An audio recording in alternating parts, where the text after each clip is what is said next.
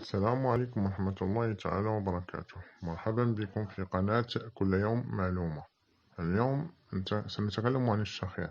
تنسى الشخير للأبد بوضع هذا النبات في فمك.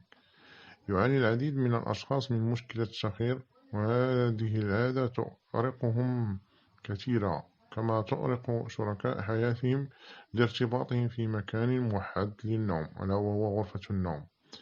فإذا كنت من ضمن هؤلاء، يمكنك وضع هذا النبات في فمك يوميا للتخلص من الشخير.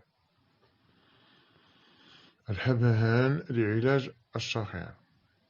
وفقا لما جاء بعدة مواقع أن الحبهان أو الهيل، نقول لها حبة الهيل، تساعد على مكافحة الالتهابات التي تصيب الجهاز التنفسي، فهو علاج فعال للشخير، وذلك عن طريق شرب كوب من الماء الدافئ على ملعقة صغيرة من الحبهان أو نقول له الهيل يوميا قبل الذهاب إلى النوم، وبعد مدة سترون النتيجة، والله ولي التوفيق. وإلى معلومة قادمة إن شاء الله بإذن الله. لا تنسوا ادعمونا، اضغطوا لايك للإفادة والاستفادة، والله ولي التوفيق. والسلام عليكم ورحمة الله تعالى وبركاته.